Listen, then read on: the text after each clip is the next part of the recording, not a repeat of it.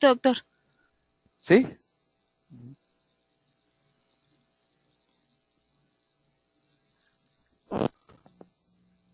Pero sí, el nombre de Antonio Herrera, pero el correo dr Antonio Herrera @gmail. Ahí está, dr, pero sin punto ni nada, seguido, seguido, todo seguido. Ahí está, ya, acéptalo. Ahí está, ya listo. Listo, doctor. En ¿Todo ese bien? momento, sí, le estoy cediendo los privilegios de presentador. Ajá, ya voy a empezar. Tenemos todavía 5 minutos, doctor. Nada más es para Perfecto, avisar que está funcionando. ok. Yo escucho un poquito de interferencia, Diana. ¿Ahí me escucha mejor? Eran esos, ¿verdad? ¿Ahí usted me escucha? Sí, sí lo ¿Sí? escucho. Ah, sí, son nuestros cablecitos que tenemos acá. Ok, perfecto. En 5 minutos empezamos, ¿verdad? Correcto. ¿Nos puede compartir nada más su pantalla, doctor, para ver que esté funcionando correctamente? Sí. Compártele la pantalla. Listo. ¿Ahí la está viendo? Sí, ¿verdad? ¿Sí? Ahí está. Perfecto. Perfecto. Regresamos en un par de minutos con usted, doctor. Muchas gracias. Gracias, sí.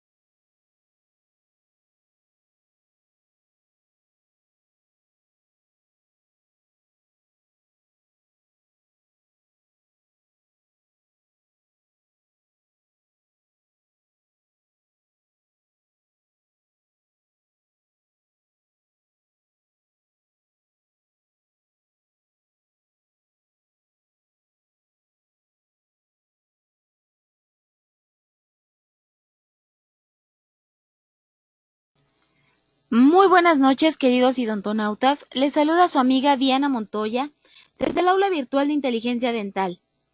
El día de hoy con una nueva conferencia patrocinada por nuestros queridos amigos de COA Internacional del programa SABE. Es un gusto para mí presentarles al doctor Antonio Herrera. Muy buenas noches, doctor Herrera. ¿Nos escucha?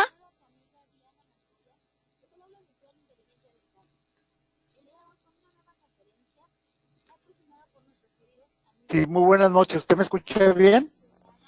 Sí, doctor, lo escuchamos. Perfecto. Pues agradeciendo otra vez a todos nuestros compañeros idontonautas en una sesión más de el seminario de actualización virtual en endodoncia, la número 55 ya. Ya vamos para el sexto año. Pareciera que todo empezó apenas ayer. Estamos de plácemes el día de hoy por la conferencista que tenemos, pero vamos a hacer un pequeño preámbulo para dar unas pequeñas avisos, sobre todo del programa que ya está a punto de acabarse en mayo del próximo año. Este año, en diciembre, estará el doctor Juan Carlos Paz, sí, con el tema de en enero estará la doctora Jenny Guerrero, retiro de instrumentos fracturados. En febrero estará la doctora Gaby Martín, el uso de CBT y reconstrucción posendodóntica, reconstrucción tridimensional en endodoncia. En marzo estará el doctor Walter Vargas con cementos biocerámicos. En abril estará el doctor Juan Carlos Izquierdo de Perú. El tema está aún pendiente. Y en mayo cerraríamos nuestro ciclo con el doctor Stefan Henry con el tema de desinfección, reto clínico y anatómico.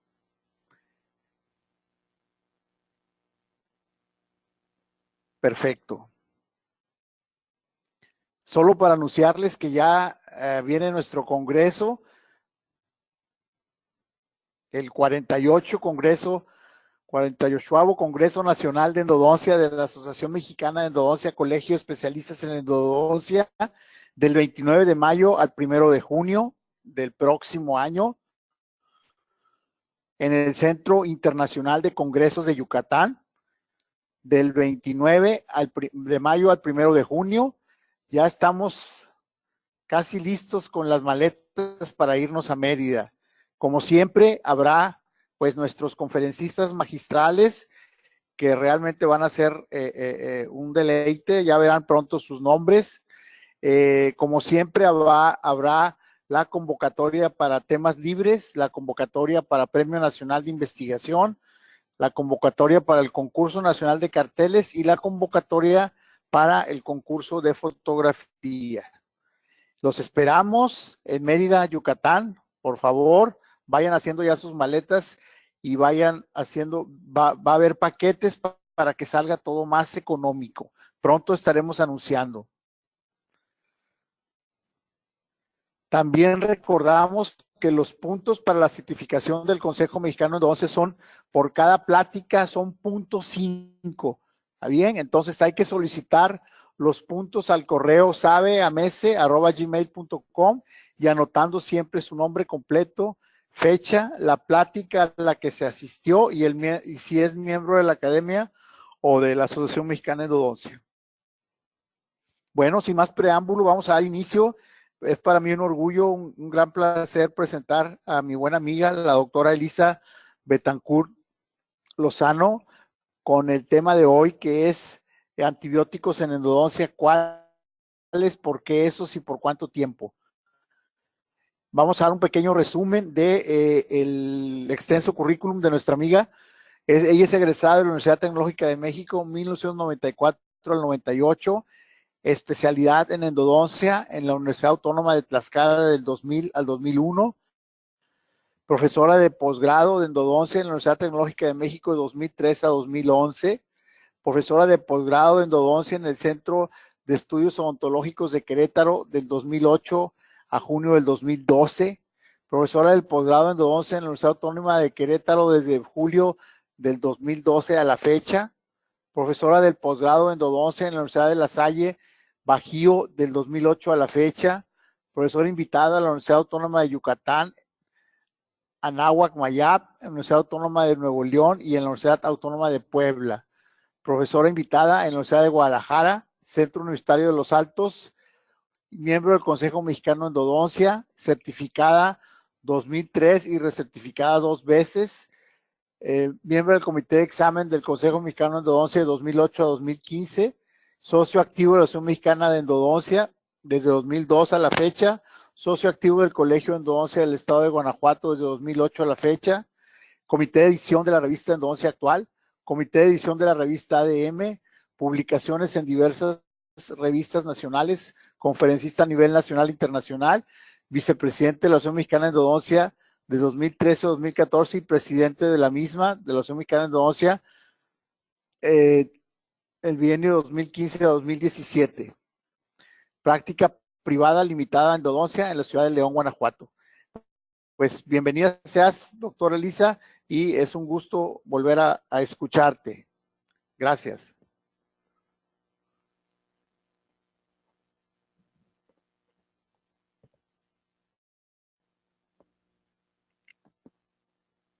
Sí, buenas noches. ¿Sí me escuchan? Sí, doctora Elisa. Buenas noches. Muy bien, pues muchísimas gracias. Primero que nada, a Toño y a Quique por la invitación. A COA, Inteligencia Dental, que continúan apoyándonos con este proyecto de educarnos continuamente desde la comodidad de nuestras casas y por preocuparse además, Toño y Quique, por tener pues temas que siempre nos hacen tener dudas o que nos generan inquietud o temas de actualidad que muchas veces no nos alcanza el tiempo de revisar a lo mejor literatura en journals y bueno, que creo que es una manera muy amigable contar con este seminario para dicha actualización. Y bueno, pues en este caso vamos a tratar de manejar el tema de antibióticos en endodoncia.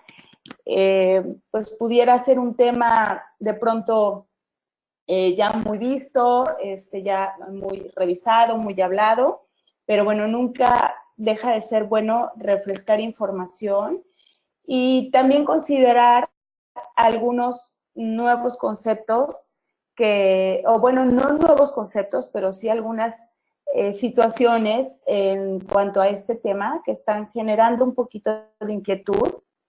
Y bueno, lo que yo les voy a presentar es básicamente el criterio que he tomado después de haber revisado alguna literatura referente al tema.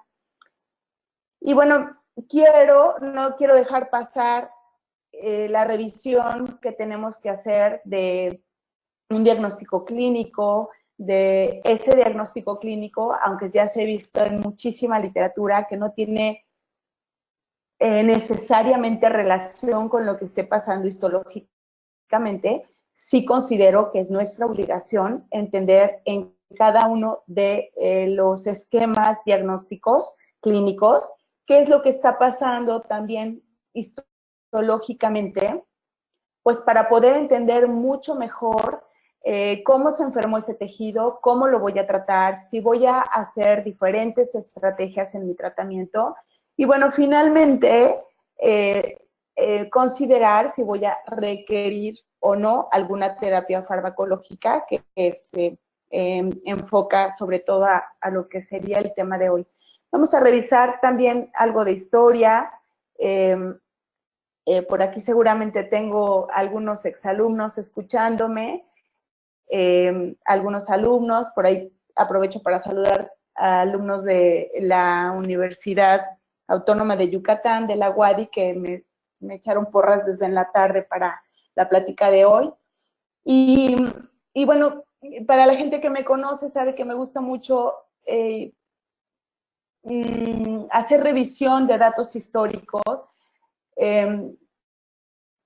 Primero que nada, porque sí me gusta inculcar mucho el no dejar de sorprendernos cómo es que llegamos hasta donde estamos, ¿no? Finalmente son esos datos históricos los que nos ayudan hoy por hoy a entender mucho mejor pues, todos los conceptos que tenemos, aún con tantos avances tecnológicos, ¿no? Entonces, bueno, quiero empezar con esta parte de diagnóstico súper básico, pero como les comento, creo que le va a dar respaldo o sustento a todo lo demás que vamos a hablar. Y bueno, la verdad es que revisando la literatura de diagnóstico, esa literatura que revisa cuáles son las pruebas que siguen estando como un estándar de oro para poder obtener pues diagnósticos lo más certero posible. Dentro de esa literatura, yo encuentro que lo que hoy por hoy sigue siendo lo mejor para poder diagnosticar un diente que ya tiene un proceso infeccioso y diferentes grados de degeneración del tejido pulpar, pues sigue siendo la prueba con frío. Y entre ellas, pues también está dentro de los estándares de oro el tetrafluoretano, que como ustedes ya lo saben, es un compuesto que de pronto ha ido cambiando su química por cuestiones de protección ambiental.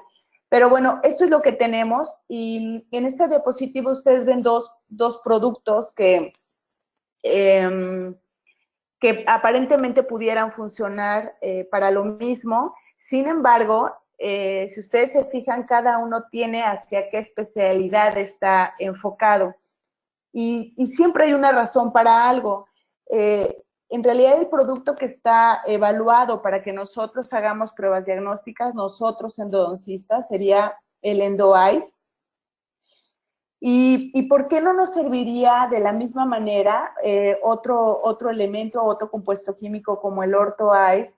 Pues porque este OrthoEyes tiene mucho más elemento o fase líquida.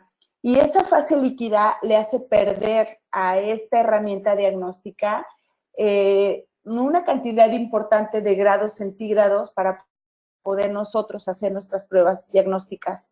Entonces, bueno, únicamente como un consejo clínico, enfóquense a elegir las herramientas diagnósticas que mejor evaluadas estén por nuestra literatura o por la literatura que nos rige, pensando en que cada vez perfeccionemos más nuestras pruebas diagnósticas. Y bueno, pues esta sería la opción. Obviamente que existe una pues metodología para realizar estas pruebas. Yo la verdad es que insisto mucho con mis alumnos en que las pruebas se deben de hacer con una torunda únicamente de algodón, no con un cotonete de algodón, porque con una torunda de algodón el compuesto, el tetrafluoretano, puede quedar totalmente saturado y no con un corazón de plástico o de madera como lo tiene un cotonete.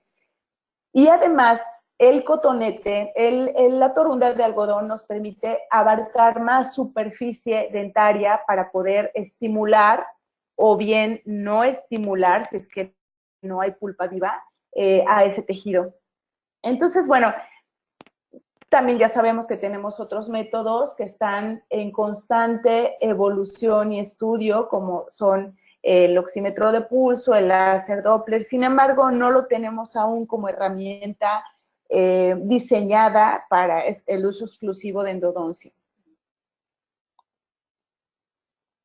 Ahora, lo que quiero hacer en esta primera parte es precisamente ir enfermando el tejido pulpar, o sea, desde que tenemos una pulpa vital con todos los elementos celulares, vasculares, nerviosos, de matriz extracelular que tiene el tejido pulpar, hasta provocar una inflamación irreversible del tejido, cambios importantes en vasos sanguíneos, en circulación en general del tejido pulpar, en nervios, para posteriormente entender cómo es que llega ese tejido a convertirse en necrótico y a degradarse todos sus componentes que anteriormente le daban un parénquima Y finalmente, bueno, pues el resultado, ya sabemos de eso, pues va a ser la producción de un tejido inflamatorio crónico que clínicamente conocemos como periodontitis apical.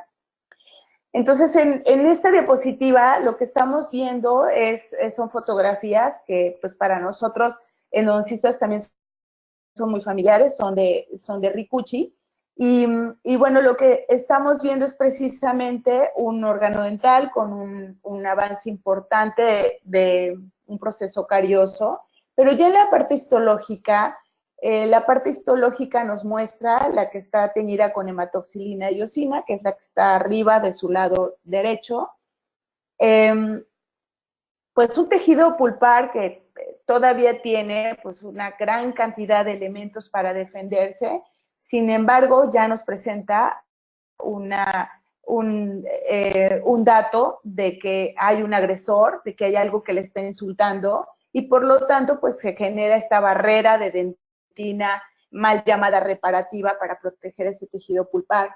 Sin embargo, si ustedes se fijan en un punto que está en el cuerno del lado izquierdo, pues hay una zona de destrucción del parénquima. Y esa zona no ocurre más que por la llegada masiva industrial de neutrófilos polimorfonucleares que quieren pues atacar al enemigo, degradarlo, fagocitarlo, y a esas bacterias, a estas células se les acaba el tiempo de vida y entonces se liberan una gran cantidad de toxinas y de elementos que degradan pues todo el parénquima del tejido pulpar. Y poco a poco es así como vamos teniendo la degradación del tejido pulpar. Obviamente hay elementos como el nervioso que resisten un poco más a esa degradación del parénquima porque pues estos elementos pueden estar rodeados de un tejido conectivo un poco más fibroso, entonces tardan un poco más de tiempo en degradarse. Y esta es otra imagen de la misma literatura de Ricucci, en donde, bueno, él va avanzando con los cortes, y en el corte A, pues nosotros vemos una pulpa pues relativamente normal, no vemos ninguna zona de degeneración, y conforme él va avanzando en los cortes, pues va encontrando que hay una degradación importante por invasión bacteriana del tejido pulpar. Entonces ya en la fotografía con letra D, pues vemos una gran zona abscesada con elementos sí inflamatorios, pero que no están logrando detener el ingreso de microorganismos al tejido pulpar. La verdad es que la pulpa tiene muchísimas oportunidades y muchísimos elementos, tanto inflamatorios como inmunes, para poder defenderse. Pero obviamente, sí existen factores agregados que no se controlan o la causa no se elimina por completo, pues obviamente el tejido pulpar se le empiezan a agotar precisamente estos recursos. Y así llegamos entonces a entender cómo es que el tejido pulpar se degrada, empezando por el tejido coronal, y precisamente a este tipo de muerte, histológicamente se le conoce como necrosis por licuefacción, porque todo el parénquima y todos los elementos que le daban ese soporte o esa firmeza o rigidez al tejido, pues están siendo degradados por toxinas y enzimas, pues principalmente de bacterias pues que están muriendo por efecto de los neutrófilos. Ahora, hasta este punto, puede ser que el tejido periapical permanezca intacto. ¿Por qué? Pues porque la afectación y la degradación está llevándose a cabo de una manera muy localizada, y precisamente es lo que yo les comentaba, la pulpa tiene la manera de ir pues deteniendo esa agresión hasta que finalmente pues se le acaban esos recursos. Se le acaban esos recursos, pues obviamente cuando aún hay elementos vitales, pero no son suficientes. Y además, cuando los microorganismos empiezan a cambiar totalmente su comportamiento, porque les están haciendo falta elementos que los mantenían muy potentes en un inicio, y ahorita vamos a entrar ya más de lleno a lo que son las características bacterianas. Pero bueno, esta parte es bien importante también entenderla a nivel tanto clínico como histológico, porque puede hacer el cambio entre que yo maneje de una manera o no, o de otra manera a los diferentes casos clínicos. Entonces, bueno, cuando aún no hay todavía una afectación en tejidos periapicales, pues seguramente no vamos a tener ningún signo ni síntoma, aunque ahora lo que tenemos con todo el aporte que está dando la tomografía, el CBCT, es que hay estudios que nos están hablando más o menos de un 20% de dientes que todavía tienen un diagnóstico clínico de pulpitis irreversible sintomática y, sin embargo, en imágenes de tomografía presentan lesiones periapicales. Pero bueno, eso es harina de otro costal. Pero bueno, son datos que de pronto pues pueden desconcertarnos un poquito porque pues todavía es más distinto lo que tenemos clínica, histológicamente, y ahora el dato con tomografía. Ahora, esto también ya es algo que todos en teoría deberíamos de dominar, ¿no? Y por lo menos estar familiarizados con el consenso de la terminología diagnóstica. Y hoy nos vamos a enfocar a los diagnósticos, sobre todo que hablan pues de un proceso que tienen involucrado ya un proceso infeccioso. Y en este proceso infeccioso tenemos diferentes tipos de comportamientos a nivel periapical. Nos vamos a enfocar, por supuesto, a aquellos que atacan de manera aguda los tejidos periapicales.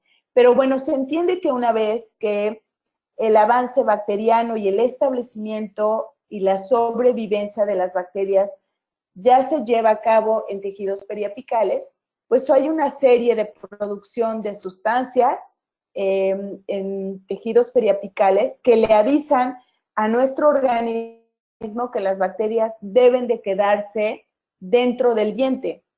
Y no solo eso, esas sustancias también dan aviso para que el hueso se aleje de la fuente que lo está tratando de invadir. Y entonces, bueno, todas estas sustancias las conocemos como citocinas. Hay muchos tipos de citocinas presentes en tejidos periapicales cuando hay esta estimulación por microorganismos, pero algunas más que otras, pues estimulan precisamente a que se lleve a cabo pues todos estos diferentes comportamientos del tejido periapical en reacción a la infección dentro del conducto. Ahora, ¿qué tenemos? ¿Cómo se puede presentar esto clínicamente? Bueno, y me estoy yendo a esto pues para después ya poder entrar una vez teniendo claro los conceptos de diagnóstico, de histología y de histopatología, pues poder entrar de lleno a lo que es la parte de antibióticos. Pues podemos tener en tres casos que estamos viendo en un mismo paciente, podemos tener un periápice normal que no esté dando sintomatología, un periápice con ya una manifestación o un signo radiográfico que nos está hablando de una patología o inflamación crónica a ese nivel. No sabemos histopatológicamente qué tipo de lesión es. Y algunos otros tipos de comportamientos en donde nuestro organismo tiene la fortuna de crear una vía de drenaje si es que las bacterias están siendo productoras de pus o de gases. Y yo digo afortunados, pues porque obviamente son pacientes que nos llegan con una fístula, a lo mejor de evolución de 1 mes, 3 meses, 1 año, 3 años, pero el paciente no ha tenido dolor porque su organismo le permitió crear un drenaje fisiológico. Este tipo de infecciones dentro del conducto pueden provocar también, y es lo que nosotros vemos en nuestros consultorios, pues que las lesiones sean de diferente tamaño. El tamaño de la lesión básicamente nos hablaría de dos factores. Uno sería tiempo y otro sería de la capacidad que están teniendo las bacterias que sí lograron vivir en estos conductos para poder reproducirse. Entonces, de ahí que también hay mucha literatura que nos habla cuáles son las bacterias que logran vivir dentro del conducto radicular, pero que además logran reproducirse en mayor cantidad. Y entonces, bueno, ante esto tenemos una clasificación de los diferentes caminos o vías que puede llevar una infección dentro del conducto por parte de la OMS. Pero la verdad es que es una clasificación que tanto clínica como histológicamente no ha sido muy funcional. Entonces, por eso es que afortunadamente tenemos autores que algunos de ellos, sin ser especialistas en endodoncia, en este caso, por ejemplo, Nair, pues son autores que nos han enriquecido y fortalecido en este sentido, o sea, nos han ayudado a entender, bueno, histopatológicamente, qué está pasando, qué tipo de lesiones son. Ahora tenemos una clasificación histopatológica súper bien estructurada en ese sentido, gracias a ellos. Principalmente, bueno, les puedo mencionar a Simon, a Nair, obviamente a Rikuchi, que lo viene a complementar ya estos últimos años. Pero bueno, ellos nos dicen, sí, efectivamente, en la radiografía nosotros no vamos a poder diagnosticar qué tipo de lesión es, sin embargo, histopatológicamente hay que entender qué es lo que está pasando para también saber qué tanto chance hay de que si yo controlo localmente la infección dentro del conducto, este tipo de lesiones reparen. Y bueno, a grandes rasgos, solo por mencionárselas, sabemos que una de ellas, que sería la primera que se forma cuando el periápice detecta bacterias dentro del conducto, es un granuloma, es una lesión rica en células de defensa y en donde pues también este tejido encuentra cierto equilibrio, siempre y cuando no existe entrada de microorganismos a este tipo de lesiones, pues son lesiones que se mantienen así. Después entendemos que estas lesiones se pueden transformar a quistes, dentro de los cuales pues tenemos una subclasificación que también está muy claramente entendida hoy por hoy gracias a estos autores, que sería pues un quiste verdadero, que se entiende que es un quiste que pues se logra englobar por completo y separar del conducto radicular, y un quiste en bolsa, que sería aquel que tiene relación o inserción con el conducto radicular. Y pues ahí hay dos tendencias en cuanto a si unos reparan, otros no, etcétera, que bueno, también ya es otro tema. Y entonces la idea es que tengamos claro cuáles son las diferentes perspectivas a nivel tanto clínico, radiográfico e histológico, porque creo que vaya, por algo nos llamamos especialistas, y precisamente ese nombre es lo que tiene que hacernos especiales, ¿no? O sea, conocer un poquito o mucho más allá de lo que es nuestra área. Y la verdad es que la única manera de lograrlo es precisamente revisando constantemente la literatura. Por eso es que creo que somos muy afortunados en tener los congresos que hoy tenemos en México, en tener este tipo de seminarios para lograr dicho objetivo. Y bueno, haciendo esta muy breve reseña de la parte diagnóstica, clínica, histológica, vamos a entrar de lleno a la parte de antibióticos. Quise cambiar un poquito el orden de las preguntas, o sea, el tema en realidad son cuáles son, por qué esos y por cuánto tiempo. Sin embargo, quiero empezar con por qué vamos a elegir ciertos tipos de antibióticos para después, bueno, ya enfocarnos a cuáles serían esos. ¿Cómo vamos a entender por qué esos? Pues ni modo, aunque no nos guste y aunque nos dé un poquito flojera, tenemos que estudiar microbiología endodóntica, ya la verdad es que hay muchas alternativas para que nosotros le demos una revisada a este tema. Yo particularmente les quiero recomendar una referencia que fue con la que me apoyé mucho para darle un poquito más de forma a esta charla, que es el libro de FOAD, de microbiología endodóntica. La verdad es que es un texto muy enfocado a este tema, muy digerible. Tiene a los mejores autores que han hecho investigación en base a este tema a nivel mundial. Entonces es una literatura. Al final les voy a pasar mi correo por si alguien quiera que le dé más información de esto, pero bueno, me ayudó mucho en esta charla. Existe otro libro también que es de Luis Chávez de Paz, y lo empecé a revisar también, pero esa literatura no me apoyó tanto porque es una literatura, aunque es un libro también magnífico, está muy enfocado a lo que es el biofilm dentro del conducto radicular. Entonces, bueno, siento que la parte de biofilm es una también súper especialidad dentro de lo que es microbiología endodóntica. Pero el de FOAD es como más aterrizado. Y bueno, hablemos un poquito de historia. Aunque no lo crean, es el microscopio que utilizó Leeuwenhoek a sus, me parece, 20 años. Ya estaba en realidad grande cuando él decide pues diseñar este instrumento para poder observar si existían algún tipo de microorganismos con vida en diferentes partes de la naturaleza y del cuerpo humano, aunque bueno, él en lo que se quedó fue sí, encontrar ciertos ahí animalillos con diferentes formas y movimientos, etc.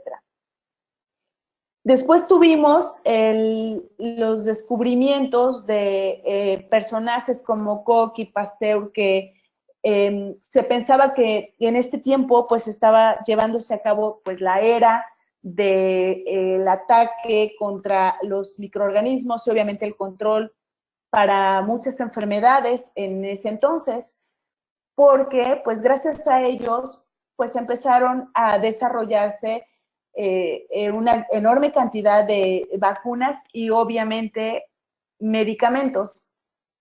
Sin embargo, después de toda esta revolución y de que se pensaba que se había pues prácticamente ganado la lucha contra los microorganismos, pues surgió esta situación de resistencia a esos medicamentos. Y obviamente lo que empezó a suceder es que precisamente con el boom de la llegada de estos medicamentos y la cura para tantas enfermedades, pues empezó a existir un abuso de estos medicamentos desde entonces. Y el problema es, sobre todo, la dificultad que hay y los costos para desarrollar nuevos antibióticos. O sea, si nosotros en una tabla exponencial vemos cómo es que se han ido desarrollando nuevos fármacos a través de la historia, vemos un descenso importantísimo en cuanto a la producción de nuevos medicamentos en los últimos años, porque nos los estamos acabando y porque es muy costoso desarrollar nuevos fármacos actualmente que ataquen a microorganismos que son ya resistentes a prácticamente todos los antibióticos. Ahora, ¿qué tenemos de historia de estos microorganismos relacionados con endodoncia? Bueno, definitivamente una de las literaturas que también me gusta a mí revisar mucho con mis alumnos es esta de Miller, y fíjense en el año octubre de 1891. Entonces yo les digo, imagínense, pues, ¿qué se tenía en esa época? Pues prácticamente nada, y sin embargo lograban hacer una clasificación que por supuesto que hoy la vemos extremadamente rústica, sin embargo tiene todo el valor del mundo porque pues por ahí empezamos. pero que finalmente nos dice, bueno, hay microorganismos en cavidad oral, a grandes rasgos, eso es la gran aportación de Miller en estos años, y también nos dicen, en la estructura dental hay microorganismos, obviamente no se mencionaba ni por mucho placa entobacteriana, biofilm y demás, pero bueno, así es como empezamos. Ya muchos años más adelante tenemos algunos otros microorganismos que también ayudan a entender mucho qué implica que haya o no microorganismos dentro de un conducto radicular. Y es que para 1931 surgió una teoría que fue muy utilizada para entender prácticamente todo lo que pasaba en afecciones de tipo dental, y era la teoría del tubo vacío. Entonces, esta teoría decía que pues prácticamente una vez que estaba degenerado el tejido pulpar, era suficiente razón para que empezara a haber inflamación o dolor o un tipo de lesión periapical en órganos dentales. Y entonces existe literatura, en este caso la que les presento aquí es de Goldman y de Tornek, pues que cuestiona esta teoría del tubo vacío. Esto ya, como les comento, fueron muchos años después, para los 60 por ahí. Y entonces dicen, bueno, ok, o sea, puede haber un tejido estancado, aunque Goldman se cuestiona que ese tejido esté estancado y hace esa primera investigación, pero después existe la gran incertidumbre de, ¿será que únicamente eso es lo que provoca la sintomatología o los signos y síntomas de una infección dentro del conducto? Y bueno, pues forzosamente tenemos que mencionar en este caso a Kakehashi. Kakehashi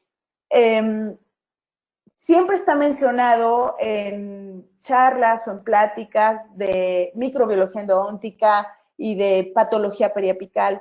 Sin embargo, si nosotros revisamos este artículo, vemos que el objetivo de Kakehashi era únicamente ver el efecto de los microorganismos en el tejido pulpar. Y él, en realidad, su objetivo era sumamente específico. Y esa es otra cosa que me gusta mucho de los clásicos, que los clásicos son muy, muy enfocados, muy breves, muy, muy directos a lo que quieren encontrar. Y bueno, este no es la excepción, ¿no? Entonces, bueno, ya todos sabemos los dos grupos que utiliza Kakehashi. Un grupo de ratas con flora convencional y otro pues con un control bacteriano o ratas estériles, a las que también se les llaman otobióticas. Y bueno, él no solo encuentra que necesita ver microorganismos para que exista daño en el tejido pulpar, sino que también encuentra afectación importante en tejidos periapicales como abscesos, producción de pus, obviamente mucha destrucción de tejido, etc. Las fotografías que estamos viendo son de este artículo de Kakehashi, las del lado derecho, izquierdo de ustedes, son aquellas ratas del grupo notobiótico, y las del lado izquierdo son las que estaban con una flora convencional. Fíjense cómo en el lado de las ratas notobióticas hay inclusive un intento de reparación, o sea, ahí donde está la flecha vemos una gran cantidad de tejido que está pues como tratando de reparar, pues que se haya hecho una cavidad y una exposición a cavidad oral. Pues, sin embargo, sin haber presencia de microorganismos, pues no pasa absolutamente nada, por el contrario, de reparación. Y entonces, Kakehashi es el que nos dice, pues tiene que haber microorganismos para que exista un desarrollo de enfermedad. Y bueno, para esto precisamente es que nos sirve mucho realizar acertadamente nuestras pruebas diagnósticas, ¿no? O sea, entender que tiene que haber por alguna vía entrada de microorganismos. Ahorita vamos a ver cuáles serían esos microorganismos. Y si nosotros, primero que nada, hacemos nuestras pruebas diagnósticas en un diente control, en un diente que nosotros estemos seguros que está virgen, sin ningún desarrollo de patología, avisarle al paciente que va a sentir el frío, que lo va a sentir rápido, es decir, que entienda la percepción de esa prueba diagnóstica, pues finalmente por eso es que la herramienta del EndoEyes nos puede determinar pues cuál va a ser el diente que nos está provocando un signo o un síntoma de necrosis pulpar. Después tenemos los estudios de Goran Sundquist. Él hace este trabajo como una tesis de doctorado y pues él crea, Sundquist es de las personas que se cuestiona, bueno, ok, ya sabemos que hay microorganismos que forzosamente tienen que estar, pero ahora quiero saber o queremos saber qué tipo de microorganismos son. ¿Y qué tal que hay muchos que estén muriendo porque al momento del muestreo, una vez que tocan el oxígeno, se mueren? Entonces, para eso se hace el diseño de cámaras anaeróbicas. Él fue, pues, dentro de esos desarrollos, pues, un pionero para poder establecer finalmente que la flora que predomina en un conducto necrótico, pues, es una flora en más de un 90%, predominada por anaerobios obligados. Y después tenemos algunos otros estudios que nos dicen, bueno, ok, ya sabemos un poquito más, ya tenemos técnicas de muestreo más refinadas, más perfeccionadas. Y ahora, ¿qué sucede si únicamente inoculamos una cepa bacteriana? ¿Y qué sucede si en otro grupo ponemos a varias cepas bacterianas? Y entonces los estudios de Fabricius nos demuestran que esos síntomas agudos de infección son mucho más potentes cuando las bacterias hacen interacciones entre sí y generan elementos de resistencia mucho más potentes y, por supuesto, signos y síntomas más potentes. Entonces, toda esta revisión de la literatura va a terminar por determinar cómo se compone la flora que tenemos que atacar con nuestros irrigantes, con nuestros instrumentos, con nuestra medicación intraconducto, si es que esa es nuestra filosofía, y por supuesto con antibióticos. O sea, no hay manera de que nosotros pensemos en mandar un antibiótico si no sabemos a qué microorganismos vamos a atacar. Entonces, estos artículos nos dicen, bueno, que hay 3 factores que van a determinar qué tipo de bacterias vamos a querer matar. Uno es el medio anaeróbico, es decir, cuánto oxígeno o falta de oxígeno existe en el medio, si hay o no nutrientes y pues bueno, que hay interacciones bacterianas. Entonces, en base a lo que es algunas características específicas que debemos entender precisamente con el mismo objetivo, pues tenemos esta clasificación que la da una tinción, que es la tinción Gram, y gracias a esta tinción tenemos la clasificación de Gram positivas y Gram negativas. Lo que va a ser diferente básicamente a cómo se tiñen una u otro tipo de bacterias son los elementos que existen dentro de la pared celular bacteriana.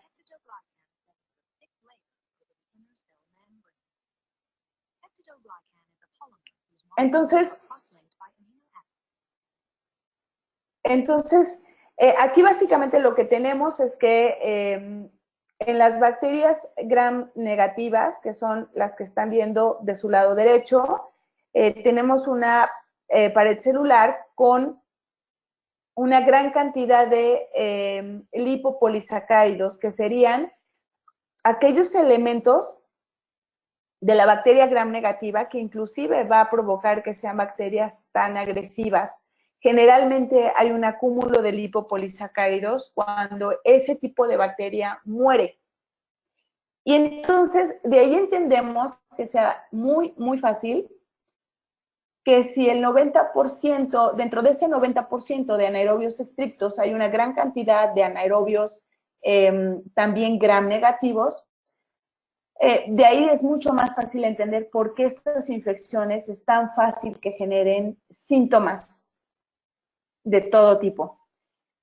Y bueno, de su lado izquierdo tenemos a las gram positivas. Esta es, si ustedes ven, es como un bloque un poco más grueso, y si efectivamente su pared celular es mucho más gruesa, pero tiene otros elementos que son los ácidos teicoicos y lipoteicoicos.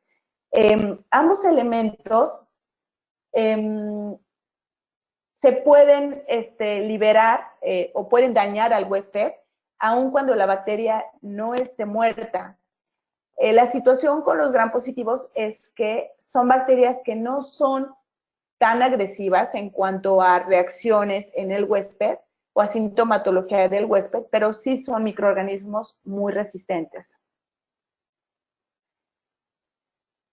Otro detalle que tenemos que entender y que Nair nos ayuda mucho para eso es pues, los diferentes tipos de formas bacterianas, que ahorita pues también está siendo ya pues por automático clasificada la forma bacteriana gracias a lo que hoy tenemos en cuanto a los genomas bacterianos.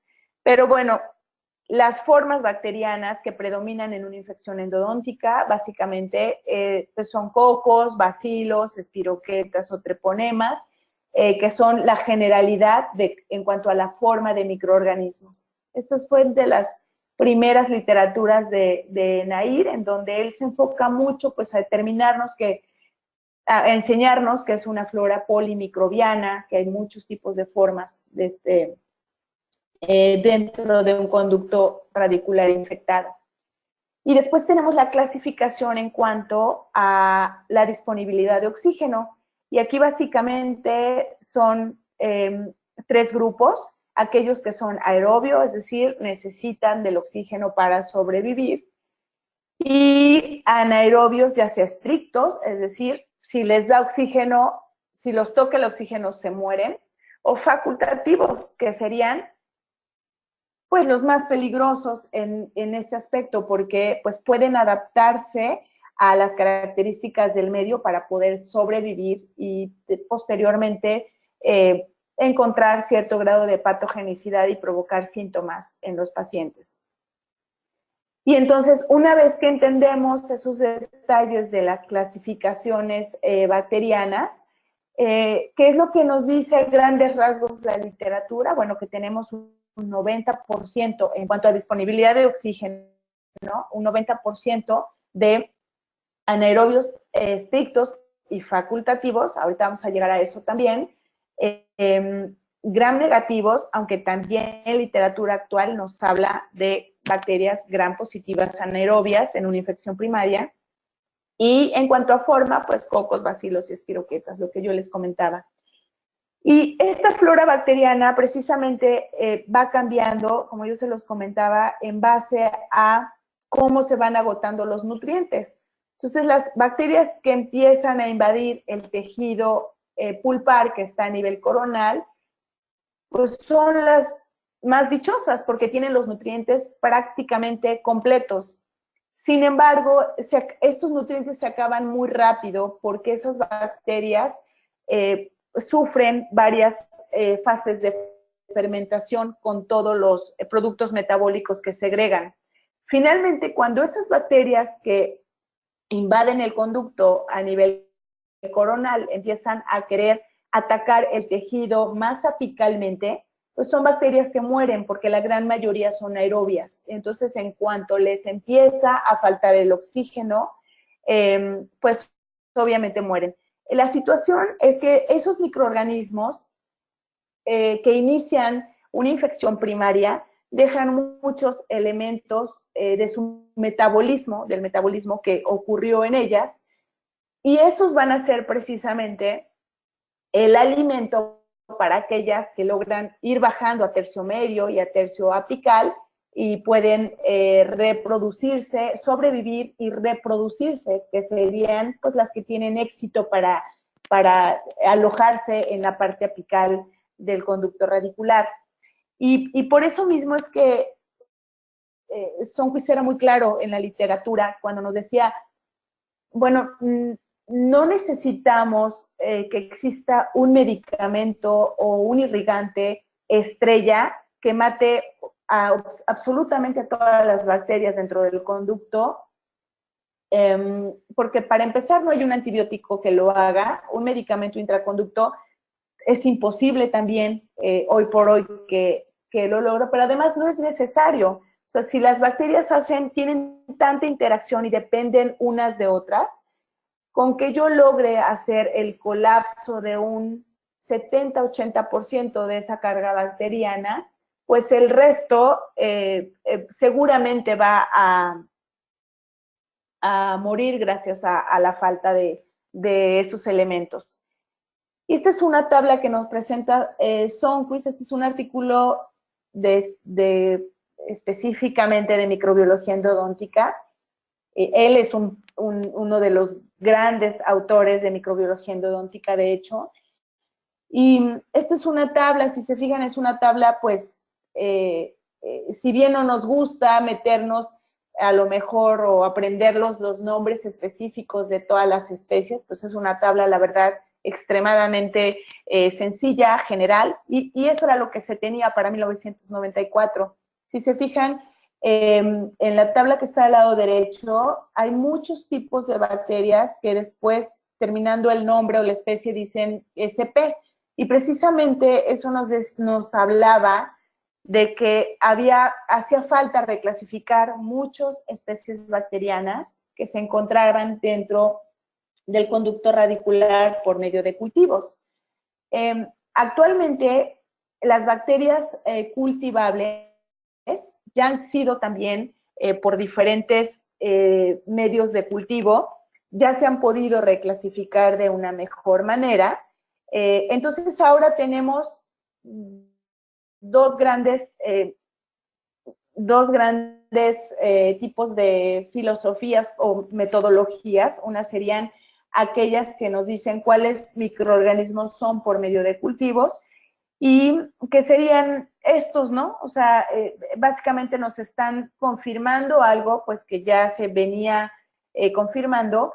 Sin embargo, hay tanto trabajo en la reclasificación bacteriana que pues precisamente por eso es que sigue habiendo literatura y debe seguir habiendo literatura en cuanto a cultivo bacteriano. Pero si ustedes se fijan, pues tenemos una gran cantidad de bacilos gram negativos, bacilos anaerobios, gram positivos, etc.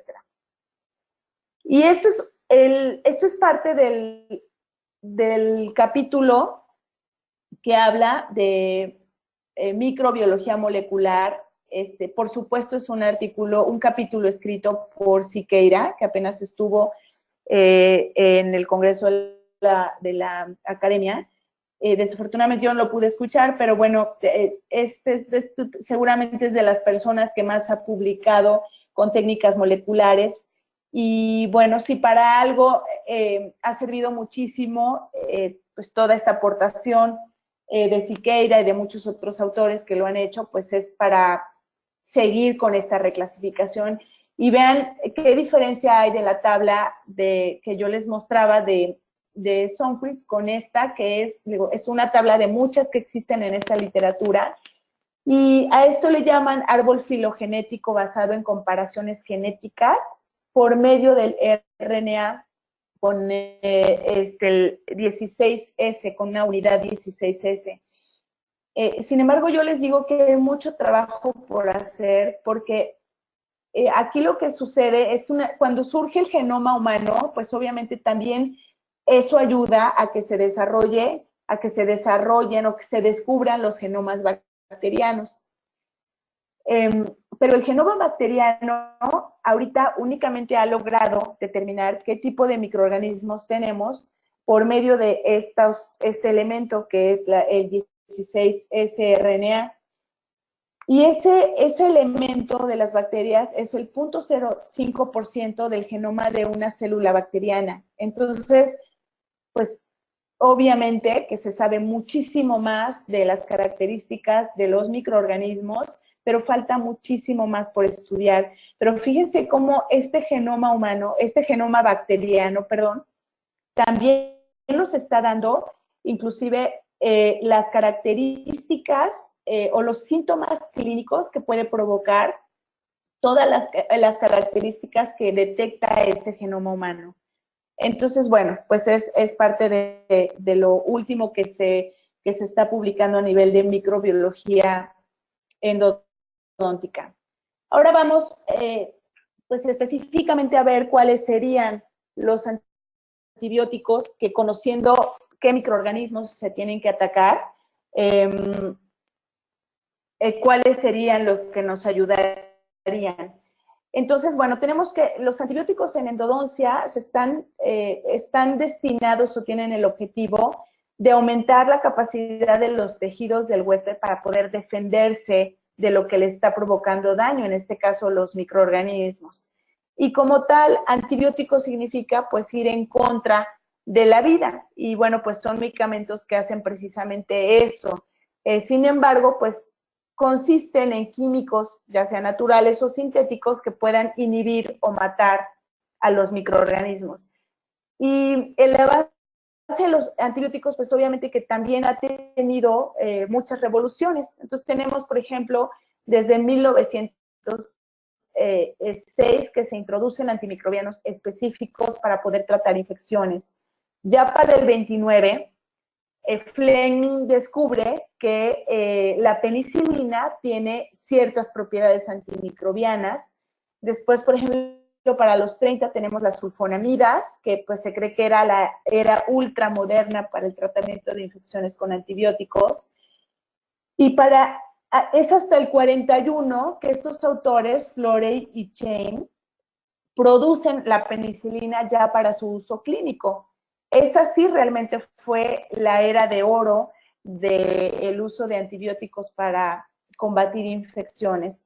Desde entonces se han utilizado aproximadamente más de 100 antibióticos terapéuticamente. Afortunadamente, los que tenemos que entender nosotros son muy limitados y la verdad es que es algo muy sencillo, creo yo, una vez que tratamos de revisar este tema y encontramos cuáles serían los que específicamente nos sirven.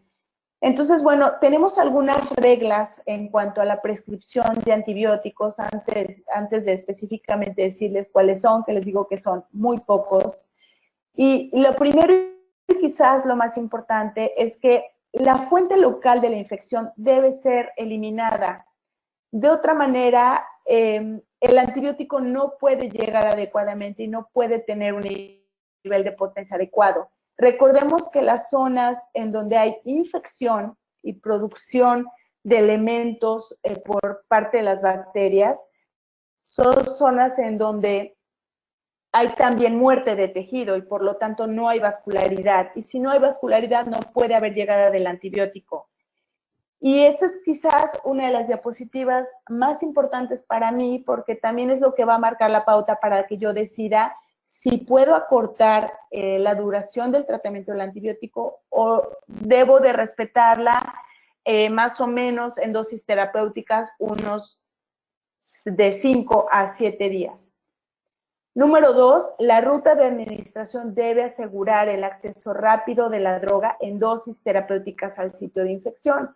Afortunadamente, los antibióticos de selección para infección endodóntica, aun cuando su ingestión es por vía oral, aseguran un acceso rápido, pero además alcanzan dosis terapéuticas de una manera rápida. Entonces, por esa parte creo que también podemos estar controlados.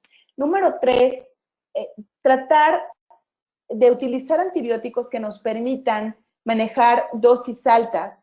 No a lo mejor un esquema completo de dosis altas, pero sí a lo mejor por lo menos una o dos tomas altas para asegurar que el antibiótico alcance el sitio de infección en una concentración terapéutica suficiente. Y esto, bueno, nos lo va a dar también otro punto que ahorita vamos a manejar. Pero esto es a lo que nosotros le llamamos dosis de carga o de ataque.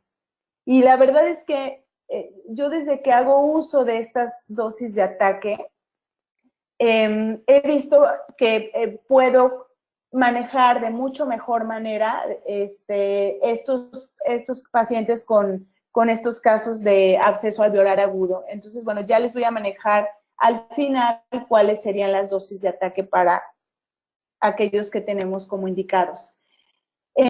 Dosis mantenidas en niveles terapéuticos por periodos suficientes, y esto es básicamente para asegurar su efectividad.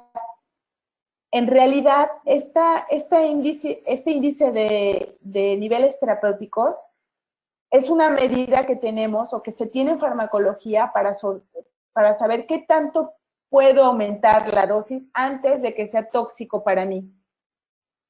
Entonces, afortunadamente, también tenemos esa ventaja con aquellos de selección para endodoncia. Y en cuanto a dosis mantenidas, es decir, duración del tratamiento, la verdad es que lo vamos a hablar al final. No hay datos suficientes de la duración del tratamiento. Ese es un grave problema, porque a estas alturas darnos cuenta de que estamos mandando un antibiótico por 7 o 10 días de forma empírica, pues obviamente que es de cierta manera frustrante y desconcertante. El promedio aproximado de duración del tratamiento, en general, de los que podemos nosotros prescribir, sería de 5 a 8 días. Y esto va a depender básicamente de estos 3 factores que ustedes están viendo hasta abajo: grado de la infección, recuperación del paciente. O sea, si yo mando el antibiótico o necesito o quiero acortar la duración del tratamiento por 3 días, pero la recuperación del paciente está a un 60%, por supuesto que, sería una necesidad cortar el tratamiento.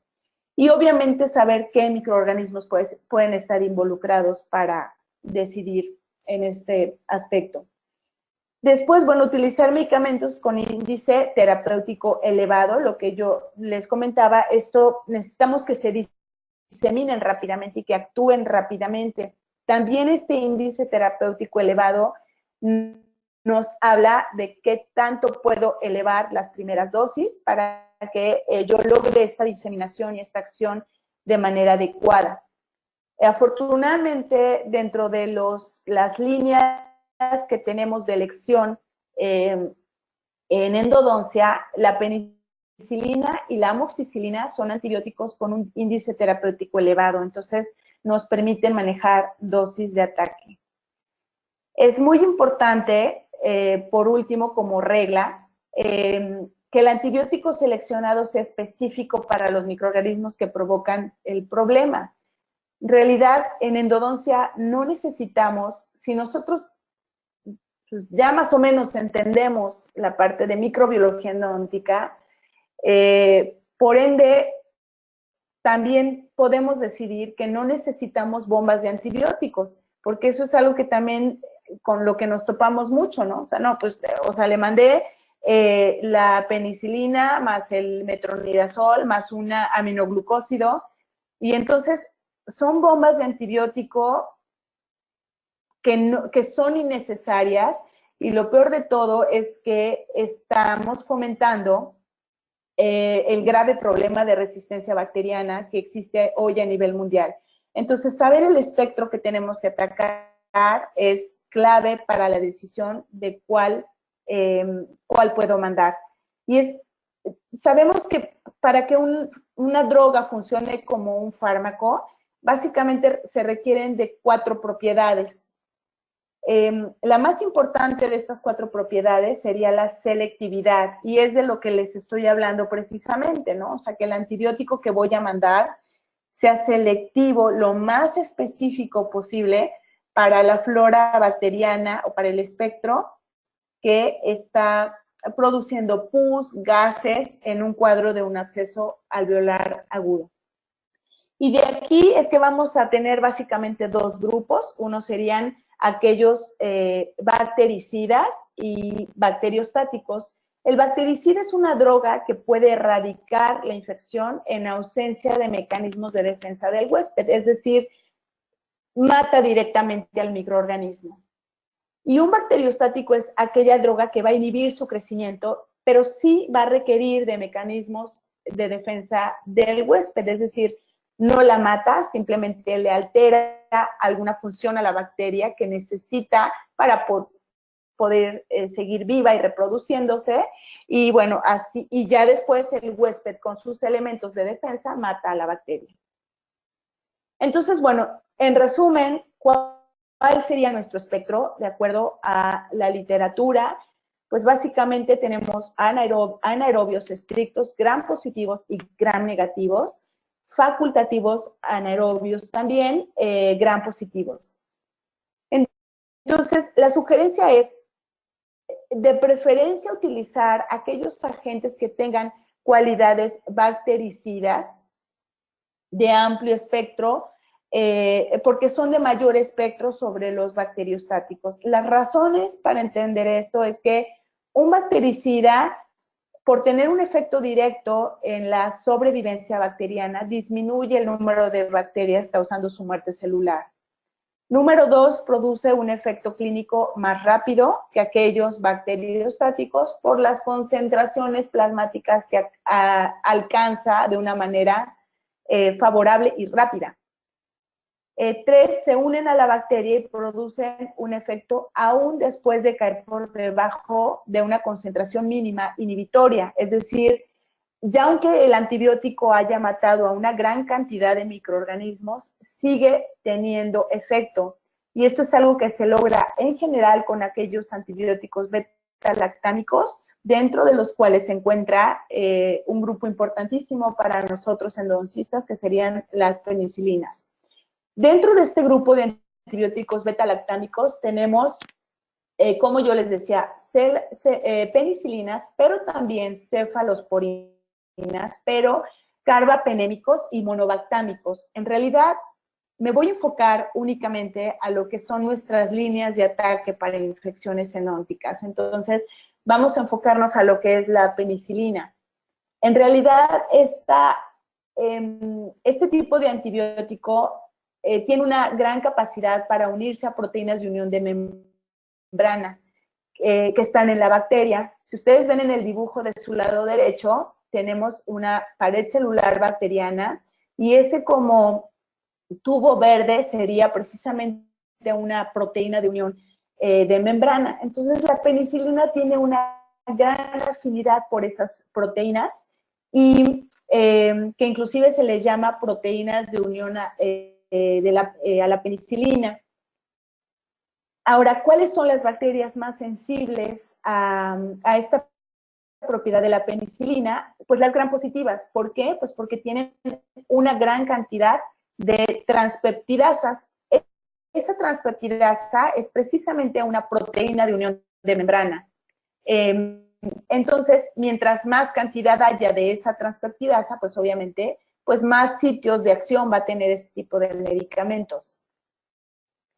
Este tipo de antibióticos, su mecanismo específico de acción es que, bueno, uniéndose a esa proteína de unión, previene el cruce de cadenas peptídicas y entonces rompe esos enlaces y provoca en realidad cierto debilitamiento de la pared celular bacteriana.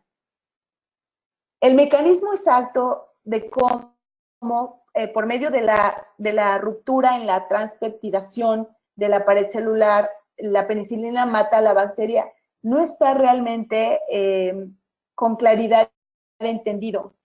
Sin embargo, algunos de los factores que tienen que estar involucrados es enzimas que producen, pues, definitivamente la muerte de la bacteria, ¿no? Que se les llaman enzimas autolíticas o mureinhidrolasas.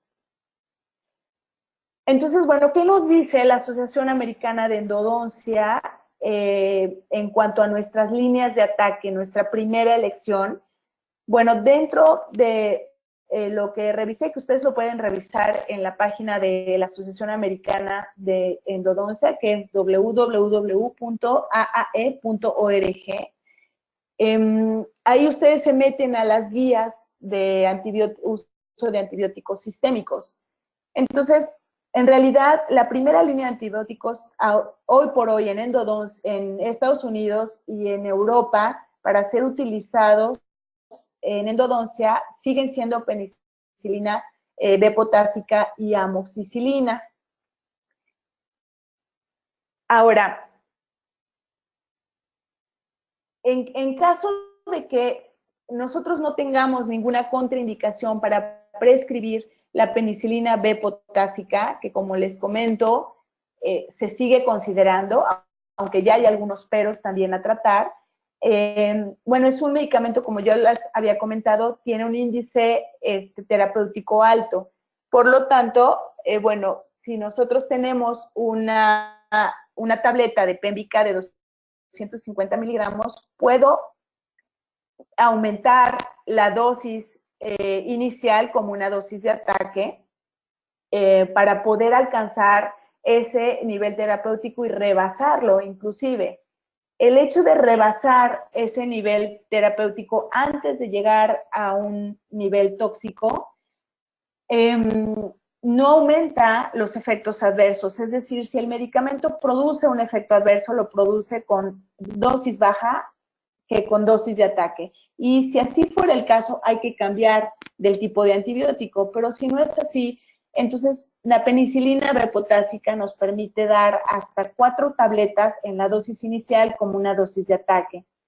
Y bueno, pues es un medicamento con una vida media de 6 horas. Y bueno, el esquema que se manejaba anteriormente es de 7 a 10 días. Ya ahorita vamos a hablar de la duración del tratamiento ya para terminar. Y 1 hora antes de alimentos o 2 horas después. Ahora, ¿cuáles serían las ventajas de un beta-lactámico llamado amoxicilina contra otro beta-lactámico llamado penicilina? Bueno, en específico la Pemvica. Bueno, aquí nada más les quiero mencionar que ambos son susceptibles por sí solos, o sea, sin ningún compuesto adicional, a esas enzimas que degradan a los antibióticos y que ya son parte de las bacterias que son resistentes a estos antibióticos. Producen estas enzimas para poder detectar y degradar a estos microorganismos. Pero, ¿por qué sería un medicamento un poco más potente el pensar en amoxicilina en vez de penicilina B-potásica? Bueno, miren, la amoxicilina el compuesto es una aminopenicilina y se desarrolló para tener una alternativa por vía oral como análoga a la ampicilina, porque pues la ampicilina, ya ustedes saben, es un fármaco al que muchísimas microorganismos, bacterias, han generado resistencia precisamente por el uso y abuso. Tiene mayor espectro que la penicilina hacia anaerobios gram negativos, cosas que es de interés especial para nosotros. Sin embargo, ojo, cuando a la amoxicilina se le considera de un mayor espectro, generalmente es porque abarca bacterias que son ajenas a una infección endodóntica como Haemophilus influenzae o Escherichia coli. En este caso, pues, esa situación de ser de amplio espectro, pues, digamos que no nos debe de llamar tanto la atención, porque ese amplio espectro toca bacterias que no afectan endodónticamente. Pero bueno, tiene una mejor absorción gastrointestinal que la penicilina. Eso sí, la penicilina, una vez que llega al tracto gastrointestinal, es un medicamento que se acumula y obviamente es responsable de mayor cantidad de efectos adversos. La amoxicilina, por ejemplo, pasa muy rápido por el tracto gastrointestinal y después continúa su ruta para poder llegar a su receptor y atacarlo. Amoxicilina no es afectada por comida, de hecho, puede alcanzar su pico, perdón, ahí hay un error de dedo, 2 horas después de su ingestión. Y otra de las ventajas que nos ayuda mucho con la amoxicilina es que solo el 20% se une a proteínas del plasma. ¿Y esto qué le da a la amoxicilina? Pues un efecto de acción muy rápida, porque pues rápido sale de torrente sanguíneo para poder llegar a su receptor. Y por último, tiene una mayor vida media que la pendica. O sea, la penicilina B potásica la tenemos que mandar o prescribir 2 o 3 veces al día, y la amoxicilina, perdón, ahí también hay un error, 2 o 3 veces al día comparados con las 4 de la penicilina. Ahora, hablando de la penicilina, en realidad de lo que nosotros acabamos de comentar, pues a lo mejor no entendemos por qué tendría grandes beneficios comparado con la penicilina B. Y bueno, aquí en realidad el héroe de la película sería el ácido clavulánico. Gracias a este ácido clavulánico es que se pueden inhibir las beta-lactamasas. Entonces, esas bacterias que ya resisten tanto a penicilinas como a amoxicilina pueden ser controladas y atacadas si la amoxicilina se le adjunta el ácido clavulánico. Entonces, en este caso, la prescripción sería amoxicilina con ácido clavulánico. Si nosotros nos vamos como una primera línea de ataque a la infección con esta opción, serían 875 miligramos con 125 de clavulanato. Y esto se toma 2 veces al día únicamente.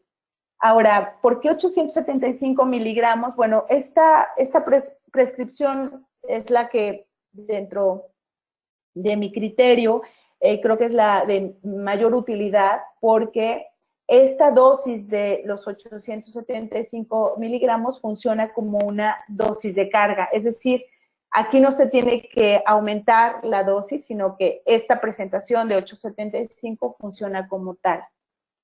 Bueno, ¿qué hay de los antibióticos que interfieren con la síntesis de proteínas? Ya acabamos con los beta-lactámicos, ahora tenemos a este grupo. Esta sería la segunda línea de antibióticos para tratar nuestras infecciones o infecciones endónticas. Por supuesto que la primera, si el paciente tiene algún tipo de hipersensibilidad o alergia a la penicilina. Estos medicamentos son bacteriostáticos, es decir, como dijimos, alteran alguna función bacteriana, pero no matan a la bacteria. Sin embargo, si yo aumento un poco su dosis, pueden funcionar como bactericidas, cosa que es una super cualidad, porque acuérdense que algo que funciona como bactericida baja de una manera importante la carga bacteriana. Dentro de este grupo tenemos básicamente las lincosamidas, los macrólidos y las tetraciclinas. ¿Cuál estaría dentro de las opciones de elección para infecciones endodónticas? Pues la clindamicina, que es un derivado de la lincosamida. Por supuesto que es obligado saber cuál es su espectro. Bueno, ataca anaerobios gram positivos y negativos, por lo tanto, me sirve. Su mecanismo de acción es atacar una subunidad en los ribosomas bacterianos, que se le llama subunidad 30.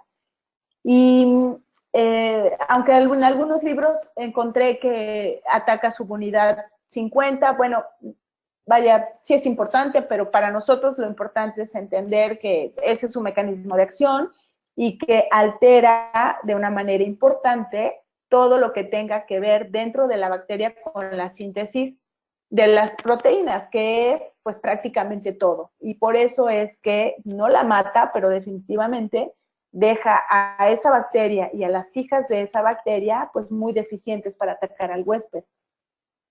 Dentro de qué cantidad o porcentaje de patógenos endónticos abarca, pues abarca un 75%.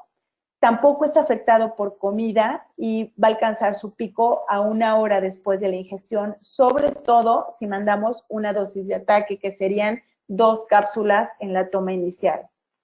Y hay que tener mucho cuidado con aquellos pacientes que nos mencionan algún cuadro de colitis y hacer énfasis de qué tipo de colitis se trata.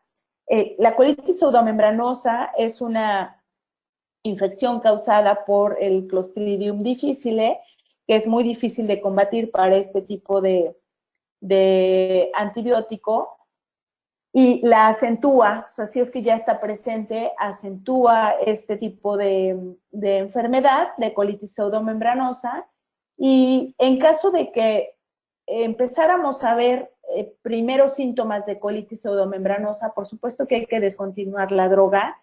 Los primeros síntomas son síntomas, es un cuadro importante, agudo, con diarrea, con fiebre, dolor abdominal, moco inclusive y sangre en heces fecales. Entonces, en este caso, por ejemplo, si tuviéramos a un paciente que tiene alergia a la penicilina, pero además presenta colitis pseudomembranosa, pues tuviéramos que a lo mejor recurrir a algún tipo de macrólido, quinolonas, tetraciclinas, aunque hay que tomar en cuenta que hay mucho menos susceptibilidad a estos antibióticos por medio de microorganismos o patógenos endónticos.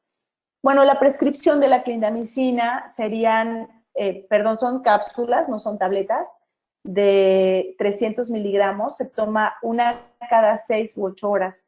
Aunque hay literatura que ha demostrado que a las 12 horas sigue teniendo un nivel terapéutico adecuado.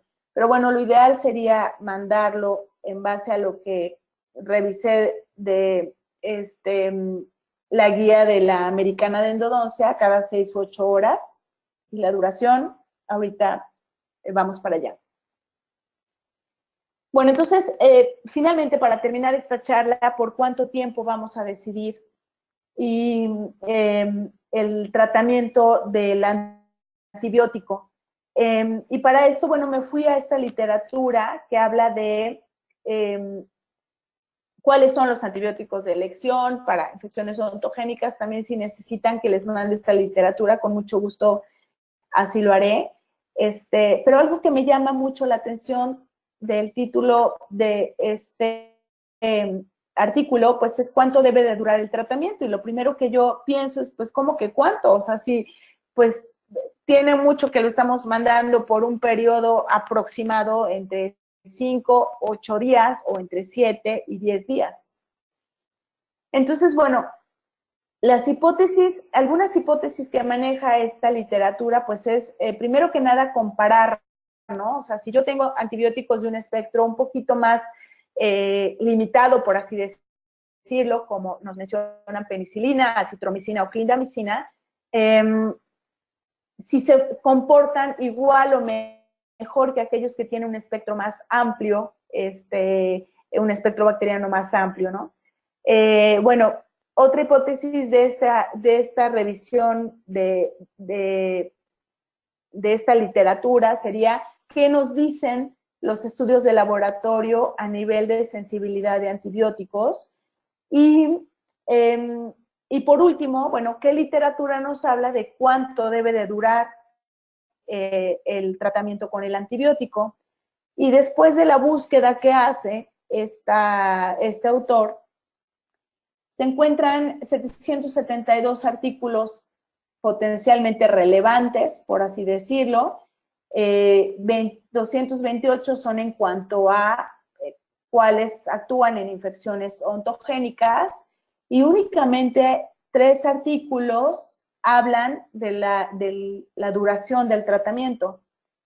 Después de evaluar, en realidad se quedan en cuanto a estos 3 rubros con 23, con 18 y con 3 artículos. O sea, créanme que la revisión se hace de una manera muy exhausta. De hecho, es una revisión bastante larga, esta literatura.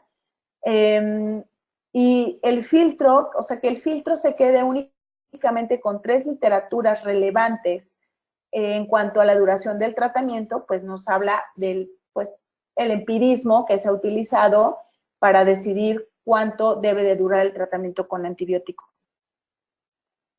Pero entonces, dentro de algo que yo encuentro muy interesante y también a generar pues mucha reflexión, pero sobre todo a obligarnos a utilizar nuestro criterio como clínicos, es que, bueno, en este artículo no encontraron estudios que encontraran diferencia significativa si el tratamiento dura 7 días comparado con un tratamiento de duración de 1 a 3 días o de 5 a 7 días. O de 1 a 3 días, pues es algo, es un cambio radical, ¿no?, en la duración de nuestros tratamientos.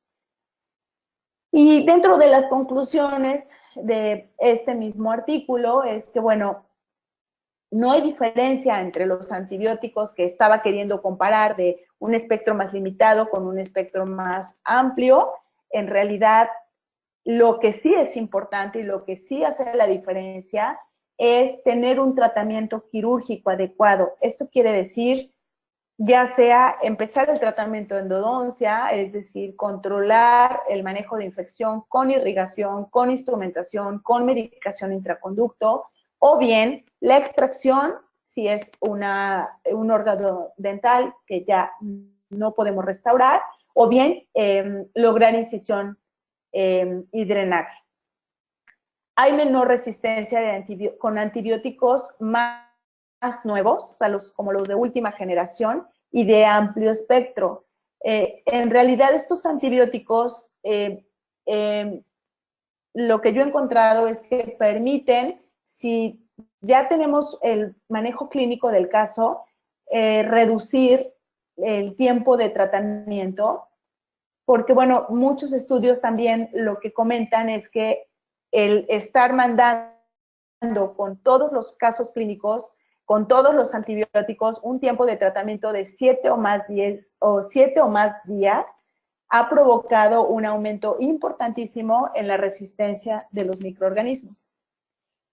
Y bueno, no encuentra diferencia entre el tratamiento de 3 o 4 días y el de 7 días, repito, siempre y cuando se tenga un tratamiento quirúrgico adecuado. Si es un paciente de primera vez que llega pues con un cuadro de un absceso alveolar agudo, pero tiene trismus, pero inclusive ni siquiera puedo tomar una radiografía, por supuesto que no puedo pensar en mandar o en acortar la duración del tratamiento, aún dando dosis de ataque por 1 o 3 días. O sea, es un paciente que su sintomatología nos está pidiendo que yo mantenga una dosis elevada desde el inicio, pero además mantenga dosis terapéuticas también por un periodo que me lo va a indicar la recuperación de los síntomas de estos pacientes. Y bueno, mis conclusiones, yo sé que es un tema que, pues obviamente que es muy, muy extenso. Traté de enfocarme pues únicamente a lo que pues hoy por hoy nos sigue rigiendo y a esta última literatura que nos habla de duración del tratamiento, pero bueno, puede haber muchas preguntas, muchas dudas y siéntanse también con la confianza de escribirme después de esta charla. Mis conclusiones serían, bueno, contar siempre con las herramientas de diagnóstico.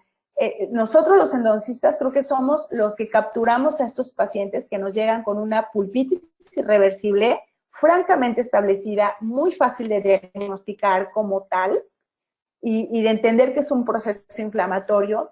Y esos mismos pacientes nos llegan con una receta, con un antiinflamatorio, con un medicamento como analgésico y con otro medicamento tipo antibiótico, cuando el diagnóstico no amerita que ese paciente tome ese tipo de fármacos. Entonces, contar con las herramientas, aunque sea yo dentista de práctica general, protesista, pero periodoncista, pero lo que sea, tener esas herramientas de diagnóstico, o sea, el EndoEyes tiene que ser una herramienta en todos los consultorios dentales del mundo. Obviamente conocer el espectro de los fármacos, que como yo les comentaba, no hay que ahondar mucho. O sea, si yo me meto a la página de la Asociación Americana o si de repente escucho una charla y saco una literatura, es muy fácil que yo tenga información de qué es lo que quiero yo atacar, cuál es mi espectro en base a mi área. Conocer los antibióticos seleccionados para un manejo adecuado de infecciones endodónticas. Obviamente contar con esta opción de los medicamentos con dosis terapéuticas altas para poder tener la opción de la dosis de ataque. 1000 veces prefiero una dosis de ataque que un antibiótico por vía intramuscular, porque un antibiótico por vía intramuscular es un antibiótico que entra muy rápido, sí, hace efecto muy rápido, pero así de rápido el fármaco se va a hígado para prepararse para ser eliminado por vía renal. Entonces, yo no quiero eso. Yo además quiero mantener las dosis terapéuticas por cierto periodo de tiempo. Y bueno, reducir la duración del tratamiento farmacológico, sí y solo sí se hizo un buen manejo clínico del caso. Y bueno, pues eso es todo por mi parte. Les agradezco muchísimo que hayan estado. Espero que algo les pueda servir de esto en su consulta diaria. La verdad es que yo soy de la idea que cuando entro a una conferencia, con que de ahí me lleve una decisión clínica en mis pacientes, pues eso ya valió la pena, eso ya fue de entrada una inversión. Y les dejo mi correo también para que cualquier cosa, pues directamente se contacten conmigo. Muchas gracias nuevamente a Toño, a Quique, a Diana, a COA, a Inteligencia Dental y pues a todos ustedes. Es un gusto poder compartir esto.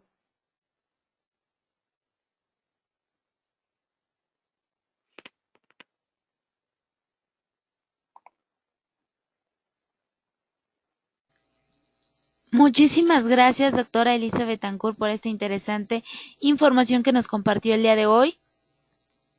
Les recordamos, queridos idontonautas, que con su conexión en la plataforma se acredita directamente su CADI y lo verán reflejado en máximo 48 horas. A quienes nos hacen favor de acompañarnos vía Facebook, les pedimos por favor ingresar a www.inteligenciadental.com/CADI. Su constancia de asistencia digital del día de hoy podrán acreditarla con el número 756. Doctor Enrique Chagoyán, si gusta podemos continuar con la sesión de preguntas y respuestas. Sí, buenas noches, Diana. Claro que sí. Buenas noches, doctora Elisa. Pues bueno, muy buena la conferencia. Nos va a tocar cerrar con la parte de preguntas y respuestas. Y la verdad es que no esperábamos menos de usted porque sabemos de su amplio conocimiento en este tema. Y sobre todo, fue muy taquillera la noche y tiene bastantes admiradores que mandan muchos saludos, muchos de la Universidad de Cualtos, Guadalajara, Cualtos, muchos de Endowadi, por ahí saludos de Bucaramanga, perdón, de Bolivia también mandan muchos saludos y algunas de las preguntas que nos tenían por aquí, permítame tantito. El doctor Edgar Hugo Trujillo le manda muchos saludos. Gracias, Hugo. Y la doctora Nadia Karina Pérez nos pregunta, buenas noches, saludos desde Jalisco. ¿Podrían repetir la bibliografía de microbiología en que se mencionó el apoyo? Y muchísimas gracias. Yo creo que esa por ahí se la pudieran andar enviando, ¿no, doctora? Esa se la mando, sí, claro. Nada más que me mande un correo y con mucho gusto. Les va a encantar, el libro es bellísimo. Perfecto. Saludos específicamente desde Nayarit, la doctora Dalia Paulina. Desde Querétaro, el doctor Arturo Vera. Ok, y la doctora Mariela Corbera dice que nos encantaría recibir la literatura, doctora, en dowadi@outlook.es. Claro que sí. Un gusto poder oírla y le mandamos saludos desde Mérida y esperamos verla pronto por acá en Endowadi. Sí, unas El tortas de doctor, cochinita. por ahí vamos a andar ahora en el siguiente congreso, ¿no? Claro, por allá nos vamos a sacrificar. Así es. El doctor Ángel Eduardo nos pregunta, entonces es incorrecto enviar antibiótico terapia ante un caso de necrosis pulpar. Esto debido a que ya no hay vascularización y no tendría caso ya que no llega el antibiótico a la zona. Lo que pasa es que por eso se les llama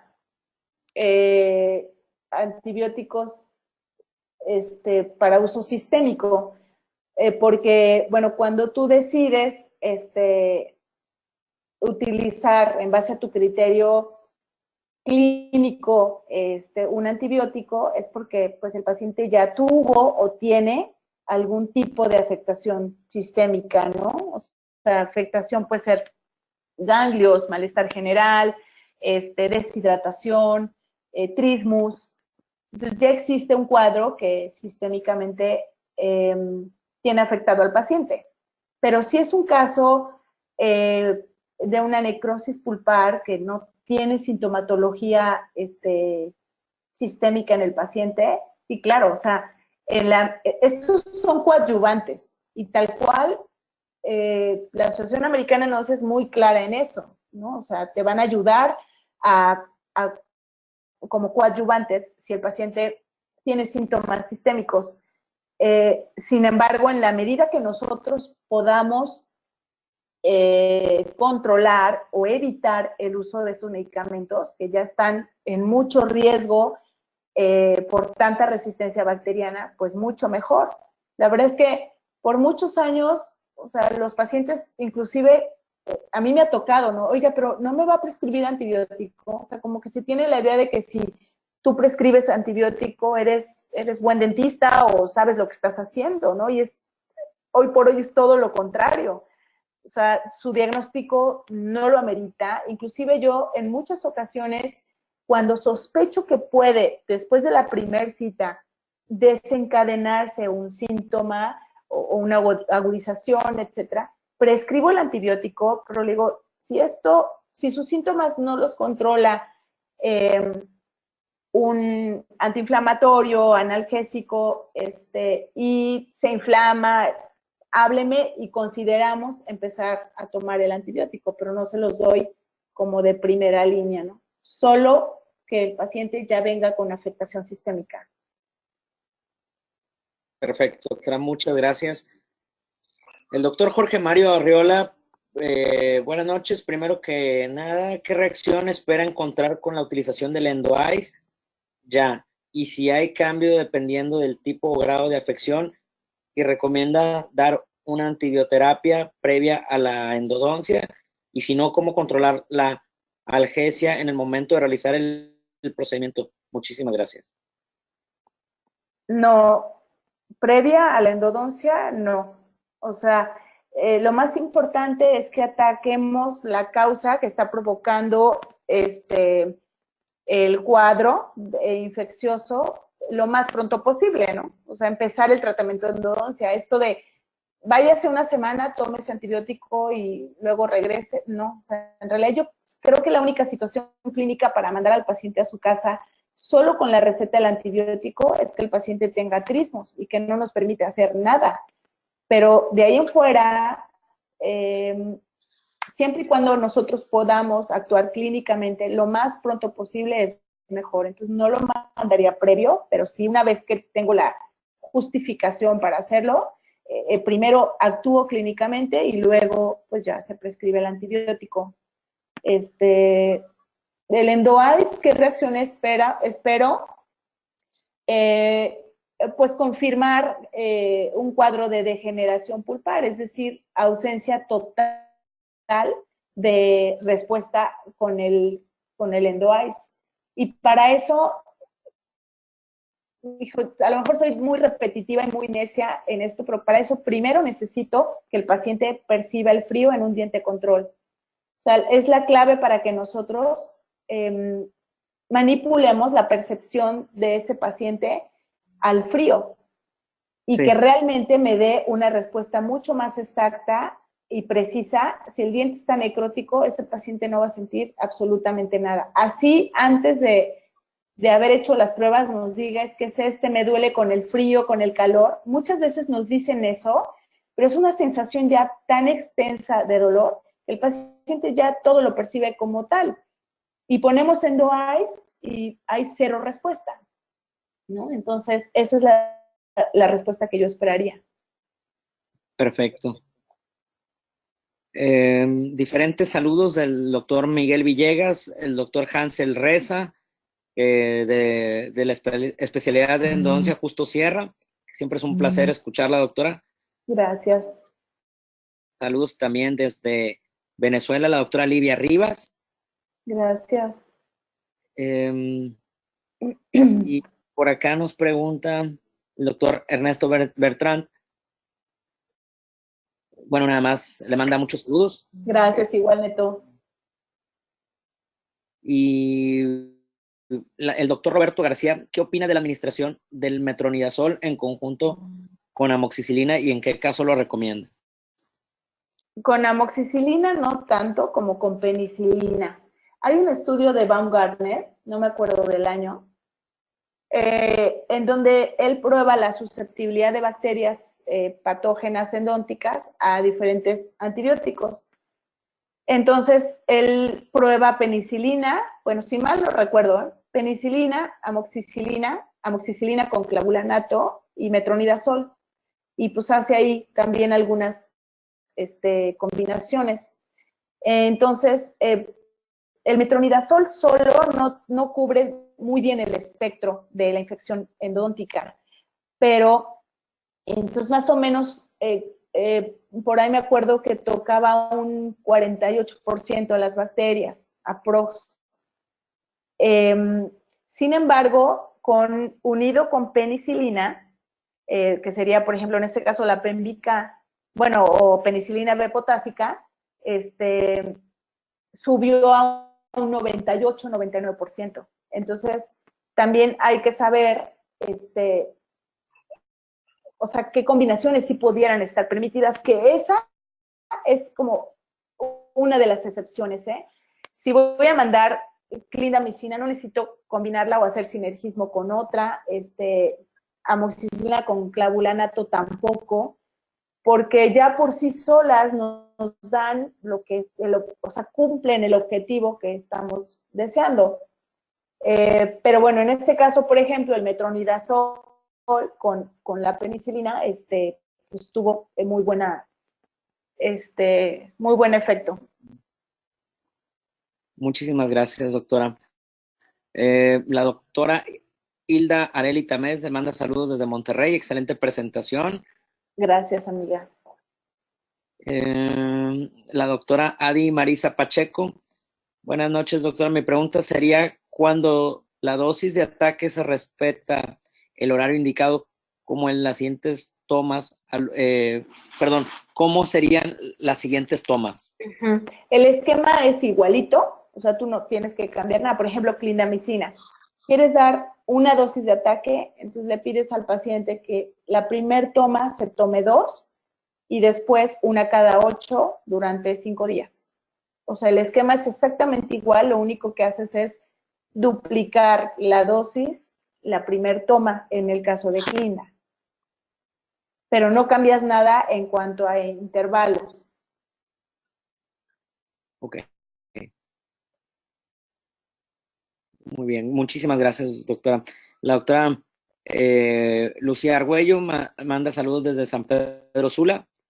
Gracias. Y, pues bueno, aquí por cuestiones de tiempos, doctora, nos están medio dando. Sin embargo, me voy a permitir a leer el reconocimiento y dice: Asociación Mexicana de Endodoncia otorga el presente reconocimiento a doctora Elisa Betancourt Lozano por la impartición de la plática el 1 de noviembre del 2018 durante el seminario SABE, antibióticos en endodoncia. ¿Cuáles? ¿Por qué esos? ¿Y por cuánto tiempo? Firma Consejo Directivo AMC AC 2017-2019 y a nombre del doctor Marco Vinicio Saldívar, a nombre del doctor Antonio Herrera y un servidor, entregamos este diploma que hace ratito por ahí teníamos en pantalla. Y siempre es un gusto, doctora Elisa, tenerte aquí en tu casa de AME, sabe, y Gracias. muchísimas gracias. Y nosotros aprovechando acá en la franja fronteriza, que son ya casi cuarto a las 12 de la noche, yo sé que en el centro del país estamos una hora un poquito atrasados, pero siempre es un gusto recibir la educación continua que nos otorga a través de SABE. No, gracias a ustedes. La verdad es que ya saben que es mi punto débil esto de pues preparar un tema así, hacer algo que me apasiona muchísimo y que sobre todo que les sirva a alguien más, ¿no? Entonces, Claro. bueno, pues gracias a ustedes. Para mí, la verdad es que siempre es un gustazo enorme participar en esto y que me tomen en cuenta. No, para nada. Siempre es agradable contar con su presencia. Y bueno, yo me despido por parte de la asociación. Se quedan aquí con Diana para cerrar esta sesión. Ok, Quique, un abrazo. Igualmente, Lisa, un gusto en saludarte y muchísimas gracias por tu gran ponencia. Gracias, Quique. Fuerte abrazo. Bye. Hasta luego.